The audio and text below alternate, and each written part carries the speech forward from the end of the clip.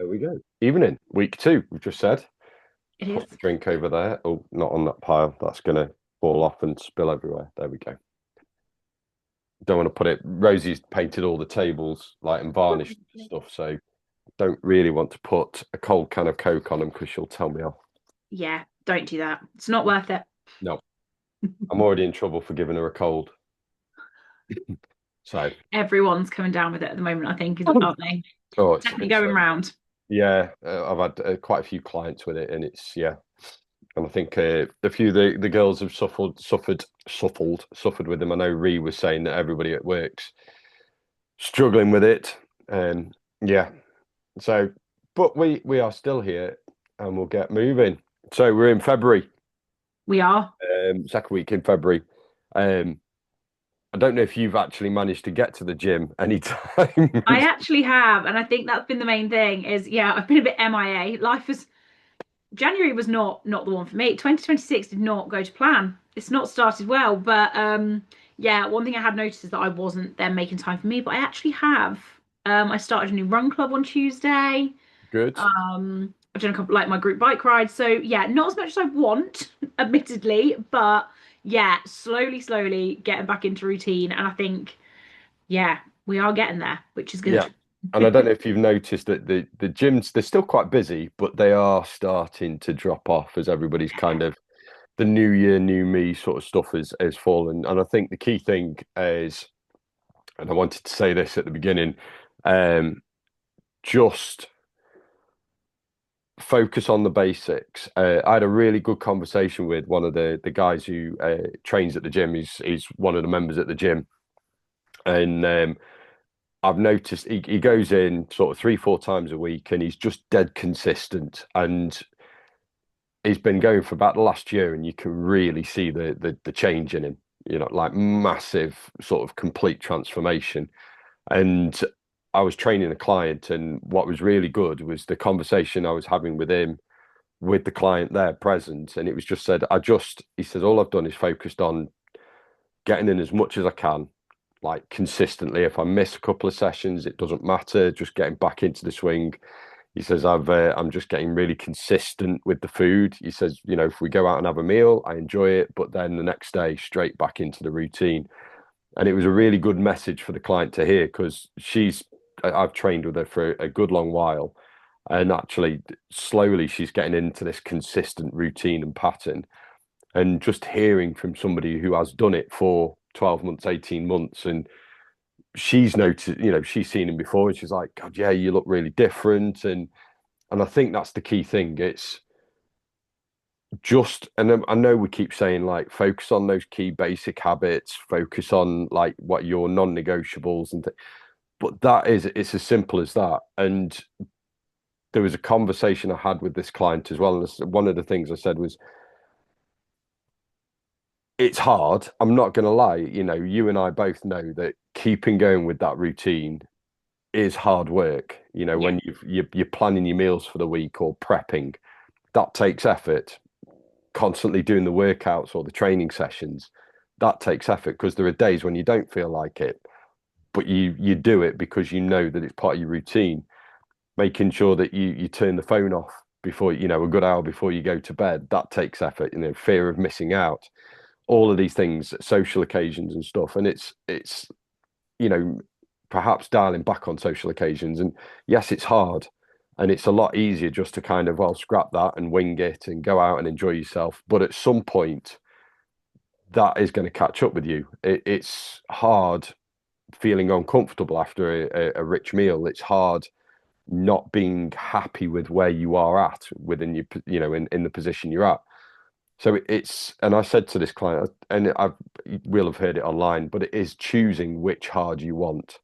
Yeah. You know, is it choosing your computer's flashing? Is Is it it? choosing the hard to put the effort in now and getting the payback later, or is it choosing the easy route now and struggling later? Um, so it's choosing your hard, but it doesn't have to be overwhelming. It's choosing to do the basics consistently and well. And that's really the message that I want to get across at the start is just have a checklist, and I'm doing this every day. I'm checking things off. Am I hitting my steps? Am I sticking to the calories I've set myself? Am I hitting my protein? Am I doing my 4 workouts a week? Am I drinking plenty of water and fluids? And it's those basic, boring things, doing those consistently, and it works. I'm 10 pounds down in 3.5 weeks. I'm on an aggressive deficit, but I am 10 pounds down in 3.5 weeks doing that. And if I keep doing it and keep sticking to it, then my goal by sort of the end of May is to get back to where I was a couple of years ago at about 82 kilo and having a physique that I'm happy with. But it is just sticking to those basics and being consistent. And yeah, just keep tracking. And if you keep tracking food, if you keep tracking steps, if you track your sleep and keep an eye on those things, over time you start to get a picture of where you might need to kind of tweak. Yeah, So I track absolutely, and I showed everybody the spreadsheet that I use last week, and I'm tracking all of these little bits. And if a week doesn't go as well as I want it to, I look back and go, right, what didn't work? What didn't I do so well? So I know last week my steps weren't great. I got a cold, I didn't go out for a walk. So that's one thing I've focused on. This week I've made sure that I've done sort of 20, 30 minutes on a treadmill just to get an extra 2, 3,000 steps in. And today so far, nice and easily, I'm on sort of 7,000 steps. So, and I'll still get a few more in. We'll go into the first question actually. yeah. So, does eating in the evening or before bed matter? Should I stop eating at a certain time? Do you want to take that one? Yeah, so I think there's so much out there, isn't there? Like, you can't eat anything past 6 p.m. or, you have to stick to certain feeding windows, otherwise you're going to gain body fat and your body will hold on to more if you eat too close to bedtime and all of these things. And your body doesn't have like a midnight reset. It doesn't know what time of day it is. Like, it doesn't matter what time you're eating your meals, but essentially you want to look at what you're eating throughout the day. So in terms of like your overall intake over the timings of it. But if you're finding that you're constantly hungry in the evenings and closer to bedtime, my partner, he gets some evenings where he'll wake up in the middle of the night and tell me that the raccoon's been for a visit when he's raided the fridge for snacks at 2 in the morning. So, and they're the days where he knows he's not actually eaten enough in the day, and he genuinely will wake up absolutely starving in the middle of the night. But you want to think about how much you're eating in the day, and sometimes being hungrier later in the evening is actually because you've tried to cut back too much in the day. Yeah, Whether that's skipping breakfast or just having a really small light piece of toast for breakfast and then a salad for lunch, and then by the time it gets your evening meal you're absolutely starving.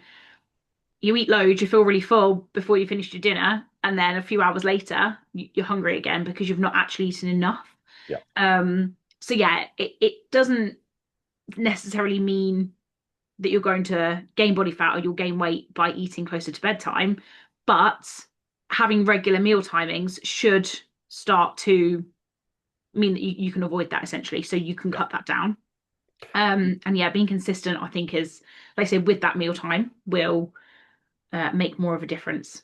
Yeah, What's I mean, we've said before, haven't we, that your body kind of gets into a rhythm, a natural rhythm. So if you are eating at consistent times of the day and then spread your calories, like the number of times loads of people make the mistake of thinking, oh, I'm going to snack in the evening, therefore I'm going to save calories early in the day.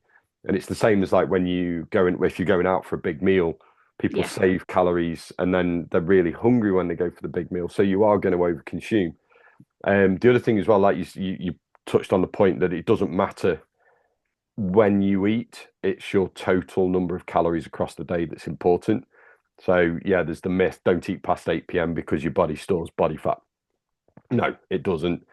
If you are eating within your calorie window or calorie allowance, doesn't matter what time of day, even if you eat close to bedtime, your body's still going to burn those calories.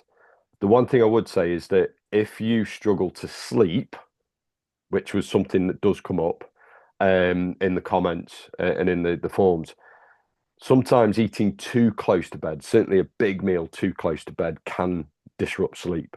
yeah, You've got to think that it's sitting there in your stomach and digesting. So I would say try to have if you're going to have a big evening meal, and most people do have more calories in the evening, try to make sure that you're having that at least an hour and a half, if not 2 hours before you're going to bed. So it has time to kind of pass through the stomach into the intestines rather than just sitting there. Because you want gravity to kind of help it go down. Whereas if you're lying down, your body's got to do a little bit more. So yeah, that's the only thing I would say is kind of stopping you from not stopping you, but would if you did eat too late, if you're eating a big meal too late, it might impact on your sleep. But no, it doesn't matter what time you eat. They've done lots of studies on this. It doesn't matter on time of day. It doesn't matter how many meals you eat across the day, whether it's 2, 3, or even 6. It's calories first, and then your protein, and that's all you need to worry about. It doesn't need to be more complicated than that. Yeah. Then talk about protein. Leading on to protein. So this is just something, again, it goes into what you're saying as well with like if you feel hungry later on at night. I guess if you are feeling peckish later on, look at your protein intake. First of all, total protein intake, Yeah. and then look at how you're spreading it out. And this is a conversation I've had a lot over the last month where people you sort of say, well, what are you having for breakfast? And it's a couple of pieces of toast with jam on and a coffee. Yeah. Where's the protein? Yeah. Or they'll say, well, I'll have a boiled egg. That's not enough Yeah. protein. So it is trying to get that protein in. And this is nothing to do with kind of bodybuilding, muscle building and stuff. It's protein is satiating. It helps regulate blood sugar control. It helps regulate your appetite. And really, we try and spread it out across the day to keep your blood sugar levels kind of stable, to keep your appetite stable, and stop you from getting to the evening and suddenly thinking, "Oh, I need something to eat." So, absolutely. And if you don't have breakfast, I've got a client that I train who just doesn't eat breakfast. One of the things that I have got him to do is have a protein snack. He's kind of gone down the protein shake route. So he's been and bought some pre-made low sugar 50 gram, the UFit ones, 50 Yeah. grams of protein. And he'll have that at like 10:30, 11 o'clock, a couple of hours before his lunch. And he has said straight away, actually, it's just curbed that afternoon 4 o'clock reach for the biscuits. I'll have that and my lunch high protein. And then all of a sudden, the need for having something at 4 o'clock has lessened and completely, and he can manage that a little bit more easily. Mm. So yeah. Right. Next, now this is one actually I had from an in-person client. They're asking about apple cider vinegar. Are there any real benefits? No. Short answer. And that's exactly what I said. The context for her was, is it good for fat loss? No. There are some sort of studies have shown that it might reduce appetite, but then when they've kind of looked into it, it's the fact that if you're drinking vinegar, you're drinking an acid, it kind of makes you feel a little bit nauseous, so you don't really want to eat.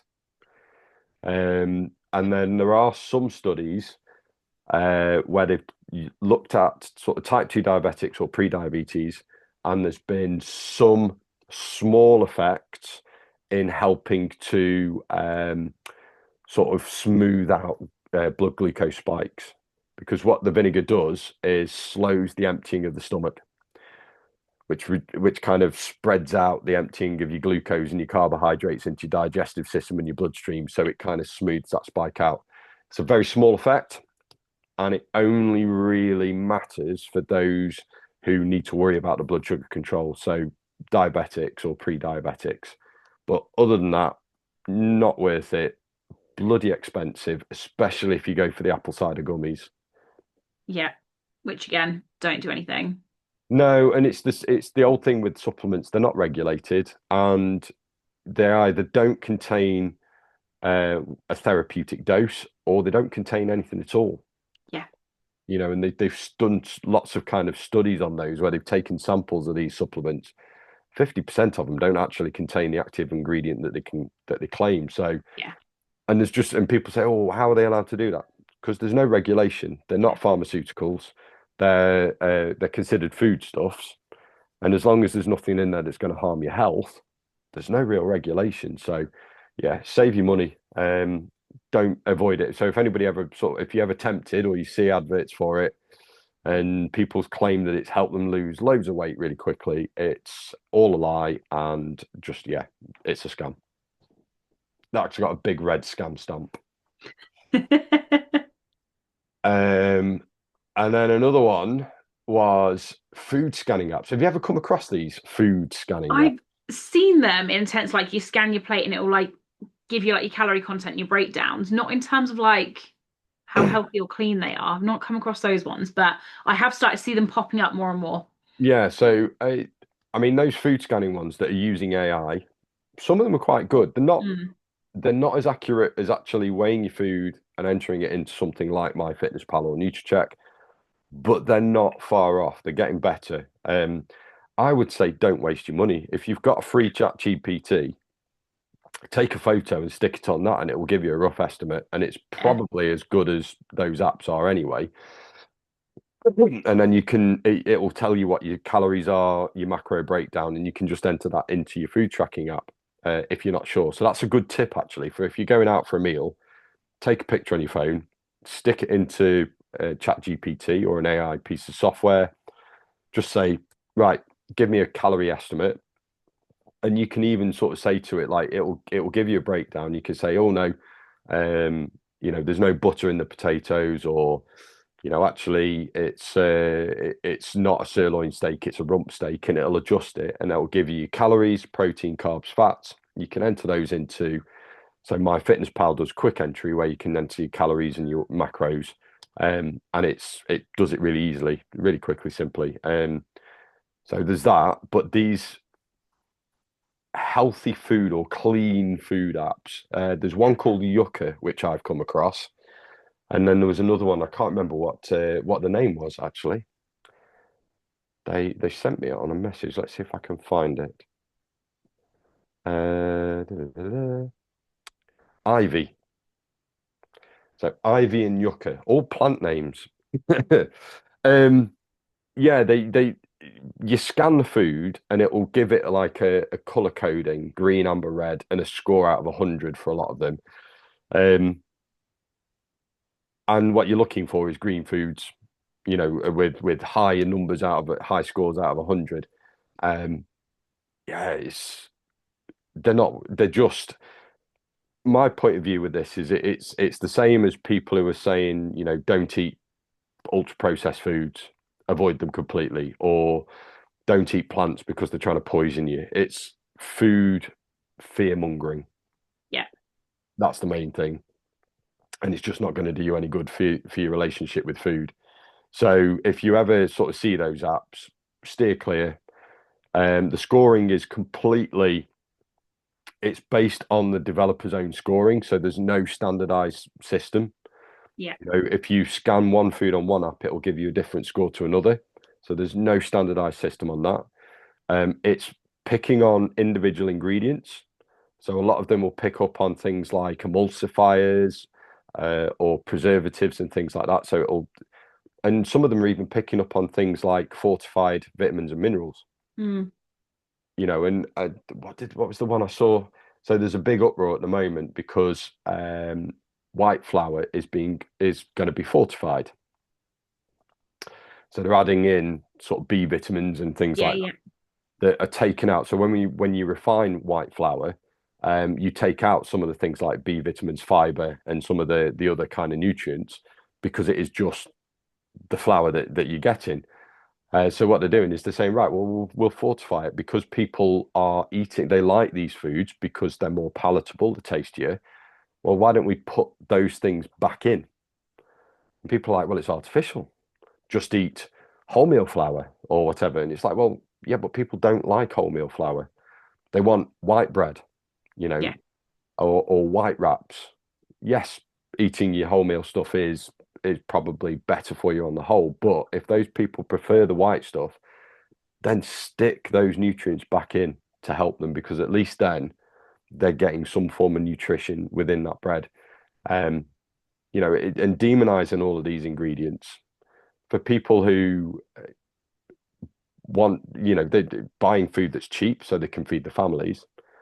If we can make them a little bit healthier by adding in that fortification, it's good. So, yeah, I mean, those apps, they're just not going to help your relationship with food. So I would steer clear well and truly.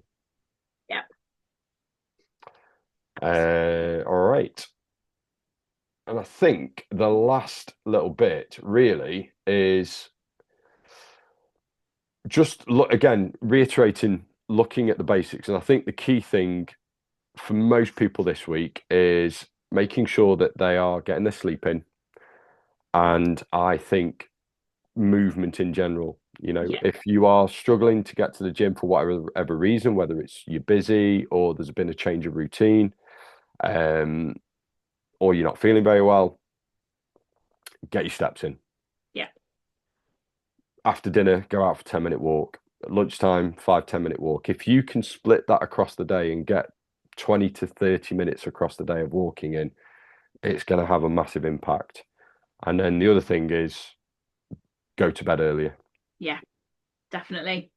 Early nights will, sleep is so important. And I think it is very underrated a lot of the time. I don't think people realize the importance of getting a good night's sleep will have on your training, your nutrition, like your mood, all of those things that it does have a massive, Yeah, massive impact on. So, yeah, if you're struggling, definitely just try and get into bed, even just, half an hour earlier. yeah. And if you can make that consistent, that 30 minutes earlier, a bit more consistent, that impact, that effect will kind of build and build and build. And it does make a big difference. And that's something that I'm tracking on the sheet that I've got at the moment is my sleep and making Yeah, sure that I'm getting more. Because at some point before Christmas, I was sort of getting 5.5 hours some nights. It's not good. not enough, no. No. So at the moment, I'm averaging around 7 to 7.5, which is loads better. And it does mean that I'm slowly getting over this cold. All right. I think that's pretty much everything. So yeah, this weekend, get your planning for the week ahead. We always say planning is important. Yeah, Have a look at the week ahead. What have you got on? If it's busy at the start or the end, tweak things, move things around. Plan your meals. That's another conversation I've had this week with a couple of clients. If you are getting into the end of the day and it's been really busy, because work has just been mental for a lot of people, and your mental capacity to make decisions on food is not good. If you've got a plan, and if you know you're not going to be wanting to cook in the evening, have a really simple meal, whether it's pre-cooked protein or a healthy version of a ready meal, whatever it is, just have that backup plan there, so that you're not reaching for the takeaway menu. yeah, But yeah, definitely. so plan your week ahead. Look at where you can get your workouts in. If you can't do that, get your steps in. Work on going to bed earlier, and we will see you next week. Yes, we will. Right. I think that's it for now. Have we covered everything? Yeah, I think so. Okay. I think we have. All right. Right, guys, have a great weekend. I'll do the check-ins as normal on Monday. And as ever, if you ever need to reach out or need a call or a chat, let us know. Alice and I will be quite happy to jump on a call with you to sort out any problems or questions you have. But other than that, I think it's just time for us to say goodbye. Bye.